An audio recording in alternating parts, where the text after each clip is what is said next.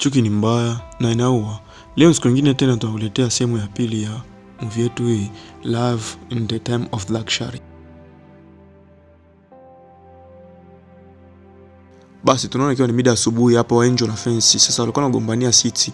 Fancy akawa anamwambia inakuaje unataka ukae kwenye siti yangu? Ndio Angel akamwambia hivi wewe katika gari hii naona siti. Basi alivyosikia hivyo Fancy akamsukuma chini, wakawa wanagombana hapo, bishi ukaanza na nini hapo. Basi haupita muda mama wao akamitokea, basi akawa anagombeza, akawa anakataza. Ni nini? Inakuaje? Vipi? Mbona mnapigana? Shida nini? Basi huyo hapa Fancy akawa anasingizia, amenipiga, sijui amesema kwamba mimi siruhusi kupanda kwenye gari hii. Basi Angel akawa anamwambia hamna mama Maza, sio hivyo, mimi sijamwambia hivyo. Inakuaje? Hivi kweli mimi naweza kumwambia kitu kama hicho? Basi Mazao akawa anawacheki pale. Huyo hapa Fancy akawa anazidi tu kuongea. So unajua Fancy anaongea sana, anazidi kumongopea sana nani dada yake Angel. Basi Angel akawa anajaribu kujitetea. Baada ya hilo tukio basi Maza hapa akawa anaongea na mume wake. Mazao pale wakawa anaongea na mume wake kuhusu ile tukio ambalo lilitokea. Basi mume wake akamwambia wale ni wasichana na watoto wadogo, kwa hiyo tukio lilotokea sio shida. Leo siku nyingine tena tunaona Angel akiwa na rafiki yake wakiwa wanajaribu kutafuta viatu ambavyo Angel anavyoenda shuleni. Angel alivivua na kuweza kuviona tena. Kwa hiyo anaulizana, vipi hivi viatu mara mwisho uliviacha wapi? Akasema hamna, niliviacha hapa kwenye dawati. Sasa imekuaje sijaviona? Basi tuendelee kutafuta. Wakaendelea kutafuta, baadaye rafiki yake akawa amechoka. Basi akamwambia hapa inabidi mimi nirudi home. Kwa hiyo nimeshakusaidia sana kwa sababu mama anataka nirudi nyumbani mapema. Basi Angel kama amemuelewa rafiki yake alifomwaga hapo kwa sababu ameshamsaidia sana kwenye kutafuta kiatu. Basi Angel akasema sawa, haina shida, mimi nitabaki hapa nitaendelea kutafuta hivyo viatu na nadhani nitavipata. Asa baadaye jioni huku nyumbani ikawa kimbembe.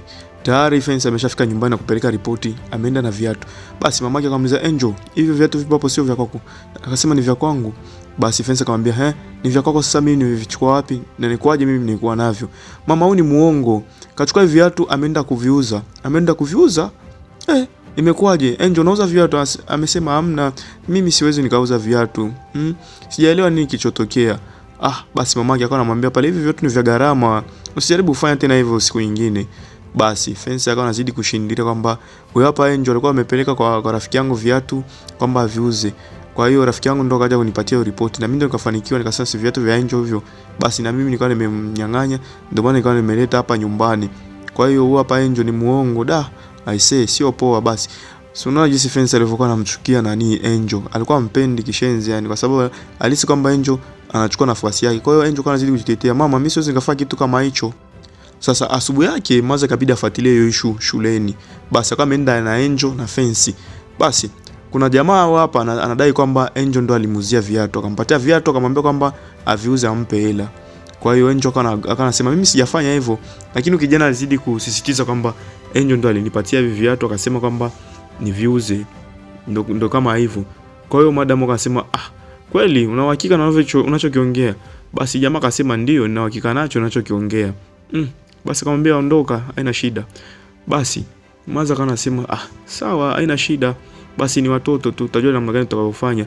Lakini Angel azidi kusisitiza kwamba mimi sijauza hivyo viatu na sijafanya vitu kama hicho. Kwa hiyo madam akawa anamwelekeza mamake Angel, akamwambia Angel namjua na tumekaa naye hapa toka primary na sasa hivi ni secondary. Angel anaga tabia hizo. Angel namjua kwamba ni mtoto mtulivu, mwenye hekima na busara. Kwa hiyo kitu kama hicho ningekupenda sana wewe mamake uweze kukichunguza.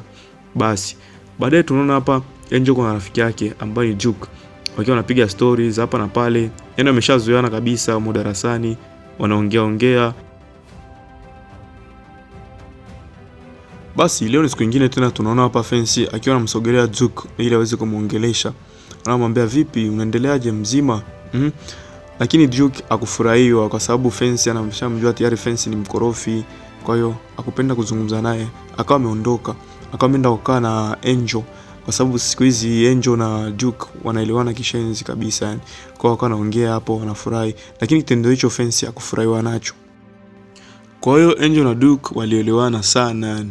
Hadi muda wa kurudi walikuwa wakirudi pamoja wote nyumbani. Basi Fancy naye alikuwa anazidi kuwafuatilia kwa nyuma. Basi mida jioni Fancy alivyorudi nyumbani akaamua kuwasha kimbembe, akamwita mama, nguo zangu sizioni nilipoziweka. Mwanza akamwambia, "Ulikuwa unalizika wapi mpaka usizione? Imekuaje?" Basi akaamua kumuuliza Angel, "Angel vipi? Hujaona nguo za mdogo wako?" Hamna Maza, mimi sijaziona." Sasa nguo zitaenda wapi mama? Wakati tupo hapa mimi, wewe na Angel na baba. Kwa hiyo nguo nani kazichukua? Basi Angel kana cheki toka naangalia, basi mama zake kapanda huko juu ili waweze kwenda kucheki. Afu baadaye wakazipata zile nguo kwenye dustbin, na aliweka kwenye dustbin haijulikani. Basi hapa fence akawa anasema, "Inakuwaje nguo zangu zimepatikana kwenye dustbin? Kama sio wewe aliyofanya kitendo hicho ni nani?" Angel akamwambia, "Wewe vipi? Una kichaa nini? Kwa nini mimi nifanye kitu kama hicho? Nichukue nguo zako niziweke kwenye dustbin." Basi mazake akawa anamuuliza, "Ndio, kwa sababu hapa nyinyi mpo ninyi wawili. Sasa inakuwaje mdogo wako anazikuta nguo zake kwenye dustbin?" Basi Angel akawa anamwambia, "Sijafanya mimi kitu kama hicho. Na inakuwaje mimi nifanye kitu kama hicho?"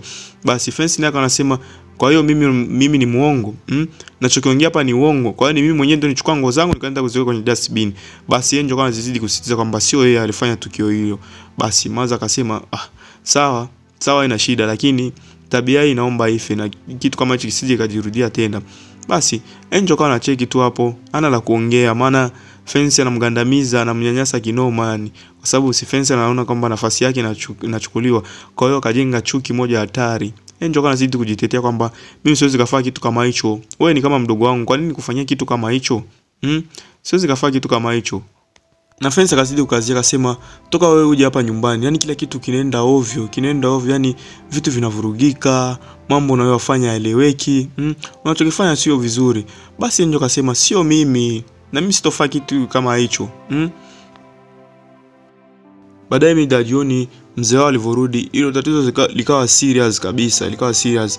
Kwa hiyo mzee akamwambia Fence na Angel, naombeni mniambie ukweli kuhusu zile nguo. Hebu niambieni, ambaye alipanda kule juu na kwenda kutoa zile nguo kwenda kuziweka kwenye dustbin ni nani? Basi Angel akawa anasema, "Sio mimi, na mimi siwezi kufanya kitu kama hicho." Fence akasema, "Unasemaje?" Mzee akasema, "Na wewe Fence vipi? Hem, nijibu na wewe sasa kwa upande wako vipi kuhusu?" Akamwambia, "Daddy, katika nyumba yetu tupo tu ni sisi wanne. Kama sio Angel alifanya kitendo hicho, hivi unadhani nani mwingine? Ni nani mwingine anaweza kufanya kitu kama hicho?" Basi dadi akawa anasikiliza hapo Fence anachokiongea, lakini Angel anamwambia Fence, "Kama ni mimi nilichukua zile nguo, kwa nini nisingeziuza? Kwa nini nisingeziuza na niende nikaziweke kwenye dustbin? Kwa nini unakuwa muongo hivyo? Kwa nini unanidanganyia hivyo? Sio vizuri." Basi Fence unajua kalivyo, basi kakaamua hapo kuchukia. Leo ni siku nyingine tena tunamuona Duke yupo na Fence wapo darasani. Fence akaona hii issue siwezi nikaikalia kimya. Akamwambia, "Kwa nini unaongea sana na yule mwanamke?" Akasema, "Mwanamke gani ambaye unazungumzia?" "Unazungumzia Angel." Asema, "Ndo huyo ambaye ninayomzungumzia. Naona siku hizi mpo karibu sana. Na wakati mimi nipo hapa nataka niongee na wewe, utaki, unijali, unakaa tu kuongea na nani na Angel." Asema, "Shida ipo wapi? Mimi naongea na mwanamke yote ambaye nataka kuongea naye." Kwa hiyo ndo unaniambia hivyo? Sawa, nakwambia utaona nitakachokifanya. Utakuja kujutia, utoka ujutie maisha yako yote. Kwa hiyo kumwambia, "Ndo unavyoniambia hivyo?" Sawa, haina shida. Mimi nitakaa nisubirie nione nini utakachokifanya wewe Fence. Baada ya mwezi mmoja kupita, tunaona Angel na Duke walikuwepo laboratory, kuna kitu walikuwa wameenda kujifunza. Basi sasa ikafika muda kutoka, wakajaribu kufungua hapo mlango ufunguka. Akamwambia, "Vipi Angel? Unafungua?" Angel akasema, "Ndio ninao." Alivyopopa sasa hivi jaribu kutafuta funguo, bana hajapata funguo. Akasema, "Nani katufungia mlango?" Basi wakawa wanajaribu kutafuta msaada lakini kwa muda wao haikuwezekana. Basi baadaye mida usiku tunamuona Fence yupo nakula msosi. Mamake anatoka anamwambia, "Vipi? Angel hajafika?" Hadi mzee wakawa ameshaanza kupagawa, maana muda umeenda, imeshakuwa ni usiku. Akasema, "Imekuwaje hadi saa hizi Angel hajarudi nyumbani?" Basi mtu alisuka mipango yote yupo hapo tu anasikiliza anavyohangaika. Basi kwa upande wa pili tunaona Duke anamuuliza Angel, "Vipi, unajihisi baridi?" Maana walikaa humo mpaka usiku. Basi akasema, "Ngoja nijaribu kupa hichi cha juu ili uweze kuvaa." Baadaye akasikia mlango kama unafunguliwa hivi. Kuja kushtuka hivi kuona hivi, mamake ya Duke huyo hapa. Kumbe alikuja kutafuta bana huko shuleni. Mamake na Angel naye pia huyo hapa. Wakawakuta hapo wawili. Basi kila mtu akachukua mtoto wake, wakawa wameondoka wameenda nyumbani.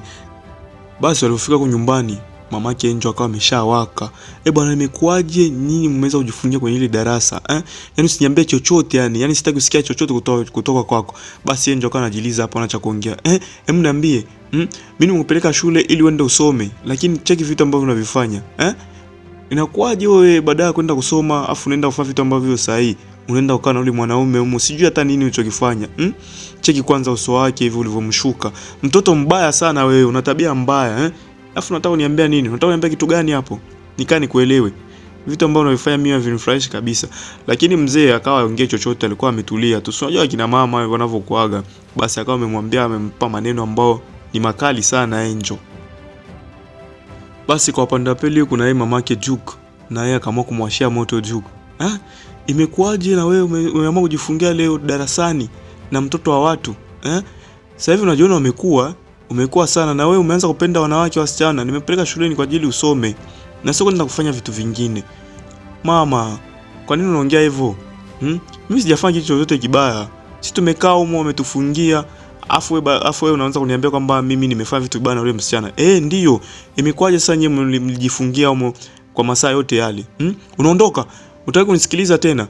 Basi Duka akaamua kumsikiliza mama yake. Niambie ni nini kilichojiri kule. Basi akamwambia, maza, ngoja nikwambie ukweli.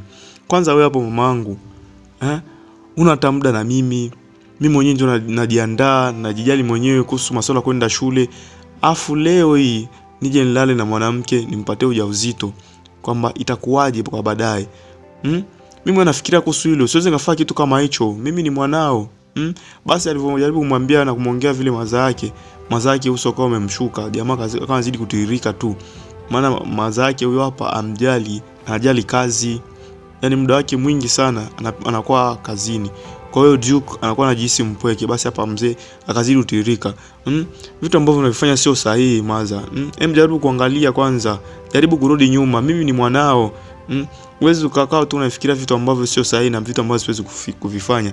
Basi akawa ameongea yote ambayo alikuwa nayo moyoni. Asubuhi yake sasa Angel akawa ameamka, lakini hajiwezi, anakoa. Baadaye tunaona maza yake anaingia.